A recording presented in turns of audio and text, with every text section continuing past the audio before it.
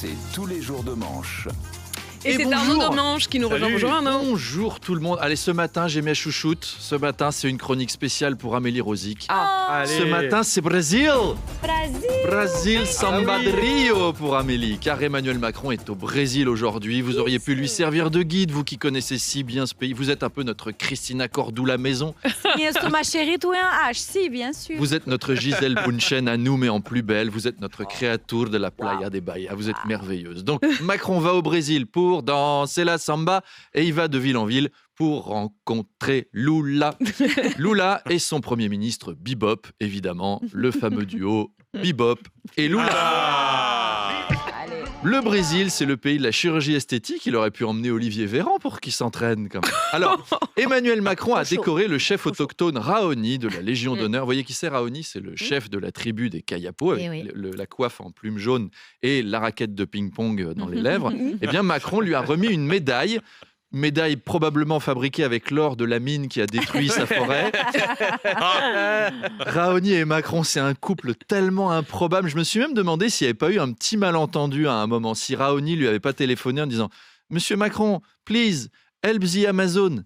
Aidez Amazon, comptez sur moi, j'arrive. Et là, il tombe sur Raoni avec les plumes et le plateau labial. Oh, il a changé de Jeff Bezos.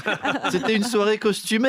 Brigitte, passe-moi mon étui pénien. Non, l'autre, pas celui-là, le grand, le tricolore, celui avec un porte-drapeau, celui pour les rencontres officielles.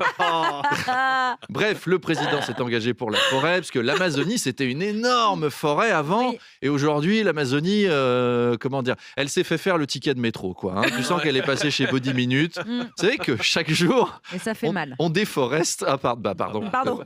Chaque jour, on déforeste l'équivalent de 2000 terrains de football. Tu m'étonnes que les Brésiliens soient forts au foot avec autant de terrain, ça fait de quoi s'entraîner.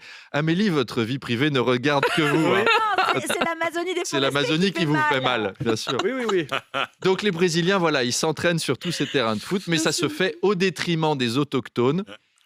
Qui ont des sports à eux, d'ailleurs. Il y a des sports typiquement amazoniens. On parlait d'étui pénien tout à l'heure. Vous savez qu'ils font du baseball avec. Il y a un championnat. Vous enfilez votre étui, vous le tenez fermement comme une batte, et poc, vous renvoyez une balle. C'est très difficile. Faut pas se moquer. On va faire une démonstration avec Charles et Manu. Non, je refuse. Qu'on mettra sur Instagram. On va faire ça dans les couloirs.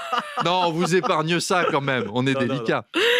Arnaud, il y a 2 nouveaux chiens à l'Élysée. Tiens, 2 lévriers afghans. Un cadeau qu'Emmanuel Macron a reçu lors de son récent voyage au Kazakhstan. Oui, 2 nouveaux toutous baptisés Riester et Guérini, qui ont rejoint Nemo. Non, je plaisante, Riester et Guérini, c'est des ministres. Les chiens, en vrai, ils s'appellent Jules et Jeanne. Ça devait être l'année des J. Moi, à la place de Macron, j'aurais choisi Jordan et Jean-Luc. Rien que pour le plaisir. Jordan, Jean-Luc, couché, sage, au pied. Jordan, non, on ne sent pas le cul de Poutine. Jean-Luc, tu vas pas faire n'importe quoi avec la bande de gazon. Tu arrêtes. Alors, les 2 nouveaux chiens ont été dévoilés sur Instagram par la photographe officielle de l'Élysée, ce qui va encore faire des drames sur CNews. Mathieu Boccoté, il va s'énerver. Tabernacle de Chris Emmanuel Macron qui héberge un couple d'Afghans à l'Élysée, des lévriers talibans qui ont accès à tous les secrets d'État de notre pays, ciboire, alors qu'il aurait pu choisir un berger allemand catholique, déjà qu'il nous impose Aya Nakamura et ça le vrai tabernacle de Christ de ciboire. On espère que les chiens sont prévenus. Si Emmanuel Macron fait trop de coupes dans les budgets de la culture, Rachida Dati va débarquer dans son bureau pour en faire des kebabs et de chiens. Rachida, je pense qu'on va devoir tailler un peu dans les budgets. Qu'est-ce que t'en dis? Me fais pas chier ou je te ferai une guerre comme t'en as jamais vu. Elle devient de plus en plus dure à gérer, Rachida. De plus en plus de Français, Arnaud, s'abonnent à ce qu'on surnomme la pornographie immobilière. Oui, ça donne à ça. Alors, ce sont des Français qui passent des nuits à regarder des petites annonces immobilières en fantasmant sur des baraques qui pourront jamais se payer. Alors, ça se fait dans tous les coins de France. À Paris, c'est une sexualité plutôt passive. Avec l'immobilier, c'est plutôt toi qui te fais ken.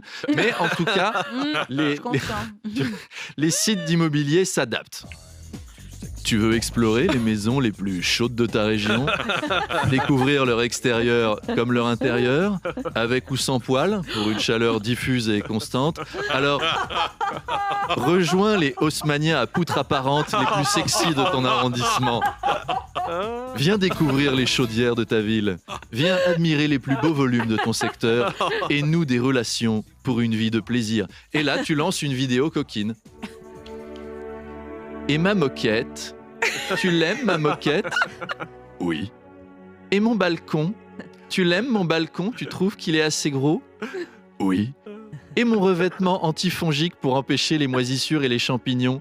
Tu l'aimes mon revêtement antifongique pour empêcher les moisissures et les champignons? Oui, on va plus regarder les petites annonces immobilières de la même façon. Hein. C'est très sûr. nouveau comme tendance. Oh, voilà, mon allez, Dieu. à demain. À Bonne demain, journée. cher Arnaud, il est 8h24.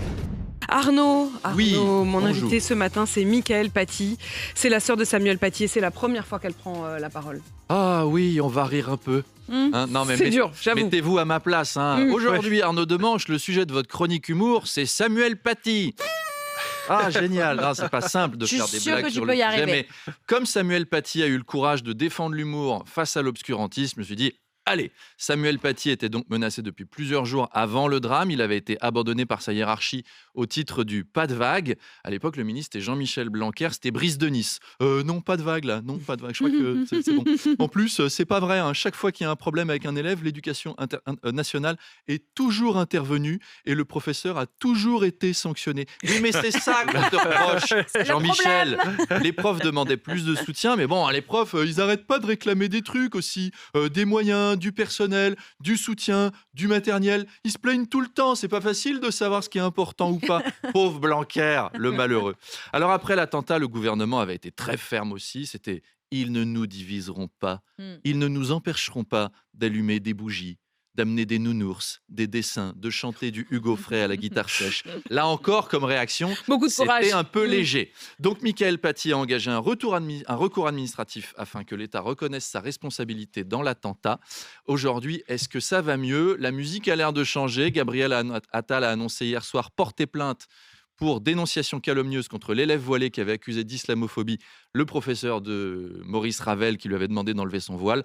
Mais il avait fait qu'appliquer la loi, cet homme-là. Enfin, c'est un peu comme si tu te prenais une amende pour excès de vitesse et que tu dises « c'est de la voiturophobie, monsieur l'agent. Vous n'êtes qu'une vulgaire Anne Hidalgo. Vous vous en prenez à moi parce que j'ai une voiture. » Donc, l'État était-il responsable dans cette histoire? La situation s'arrange-t-elle? On le saura avec cette interview à ne pas louper de Mickaëlle Paty à 8h30. Et c'est À tout à l'heure. effectivement un témoignage exceptionnel que vous entendrez tout à l'heure à 8h30. Merci Arnaud.